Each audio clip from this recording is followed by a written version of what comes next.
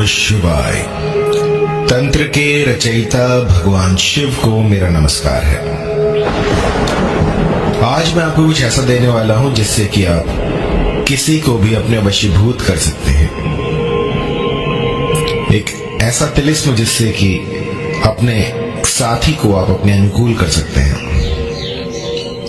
बहुत सी ऐसी क्वेरीज आती हैं जिसमें कि पति जो है पत्नी को छोड़कर किसी तीसरी औरत के पीछे लगा होता है, और कई केसेस में ऐसा होता है कि पत्नी जो है वो डाइवोर्स की मांग कर रही होती है, या फिर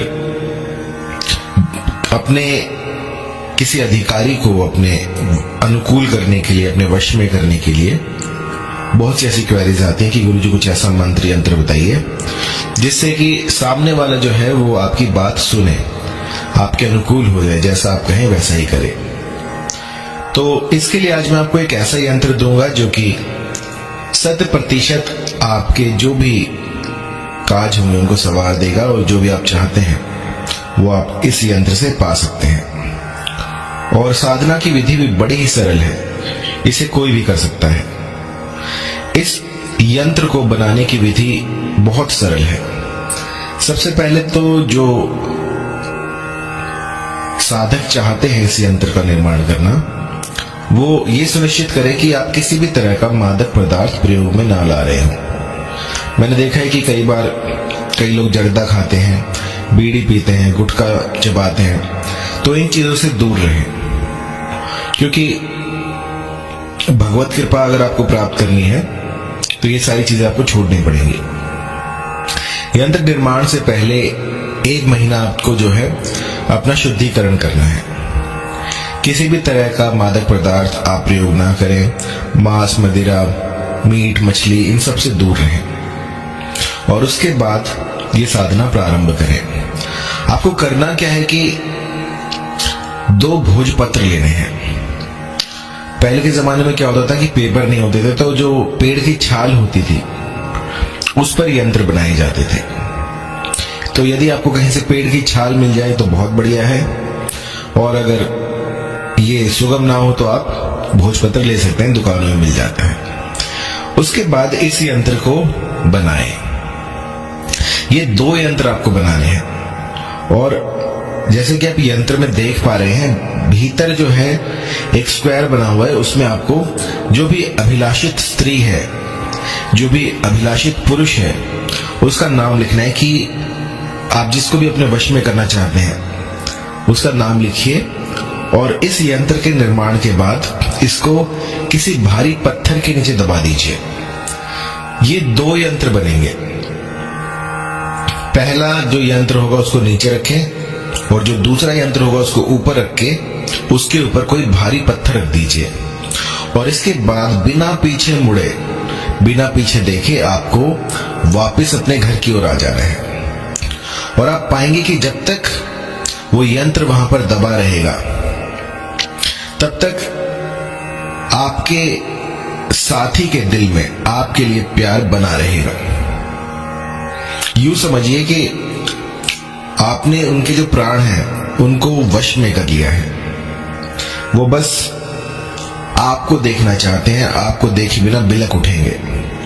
बहुत ही तीव्र वशीकरण होता है, बहुत ही तीव्र मोहनी लगती है इससे, जो कि रातों रात असर दिखाती है। मेरे क्लाइंट है, वो बार बार कहते हैं कि गुरुजी कुछ ऐसा दीजिए जो कि इंस्टेंट हो, एकदम से काम बन जाए। तो उन्हीं के लिए मैं ये यंत्र बता रहा हूं आज आपको। तो इसको करके देखिए, और फिर आप पाएंगे कि पहले ही दिन से आपको असर दिखना शुरू हो गया है। तो कुछ सावधानियां हैं जिनका ध्यान आपको रखना है, क्योंकि बिना सावधानियों के आप इसका अगर प्रयोग करते हैं तो ये विफल हो जाएगा। सबसे पहले क्या करना है आपको कि अपने आप को शुद्ध करना है, अपना पवित्रीकरण करना है, और उसके लिए आपको 1 महीने पहले से ही जो भी आप मादक पदार्थ लेते हो उसको दूर कर दीजिए, और किसी भी तरह का बीड़ी, गुटखा, सिगरेट अगर आप प्रयोग में लाते हैं तो उससे बहुत दूर हो जाएं। कोई एकांत स्थान ढूंढे जहां पर कि केवल आप हो, क्योंकि जब साधना करते हैं तो उसमें आपको एकांत चाहिए होता है। एकांत स्थान में साधनाएं होती हैं। कोई भी ऐसा बीहड़ हो, कोई ऐसा वन प्रदेश हो, कोई ऐसी नदी तट हो, उसके पास समीप जाकर आप इस साधना को कर सकते हैं। इसमें जो आसन है वो मृग चर्म का बताया गया है। यदि मृग चर्म आज के आधुनिक युग में उपलब्ध ना हो तो आप कोई भी ऊनी कंबल ले सकते हैं। याद रहे, काले रंग का कोई भी आपको सामान नहीं लेना है, सब कुछ इसमें लाल रहेगा। लाल आसन लीजिए ऊनी रंग का और उसके ऊपर पूर्वमुखी होकर बैठ जाए। और कई मेरे भाई बंधु ऐसे भी होते हैं जो कि साधना करने जाते हैं और 5-6 को साथ लेके जाते हैं। तो ऐसा कतई ना कीजिएगा। आपको ये साधना एकांत में करनी है और आपके आसपास कोई ना हो। मेरी जितनी भी साधनाएं हैं वो एकांत में होती हैं। यदि फिर भी आप किसी को अपने साथ लेकर जाते हैं तो ये विफल हो जाएंगी। पूर्वमुखी होकर बैठ जाएं और ये जो यंत्र आपको दिखाया था मैंने, उसको लोहे की कील से, लाल शाही से भोजपत्र के ऊपर आपको बनाना है। जब यंत्र निर्माण पूरा हो जाए तो आपको ये 2 यंत्र बनाने हैं। इन दोनों यंत्रों को एक दूसरे के ऊपर रखकर कोई भारी सा पत्थर इसके ऊपर रख दें और उसके बाद दबे पांव अपने घर आ जाएं।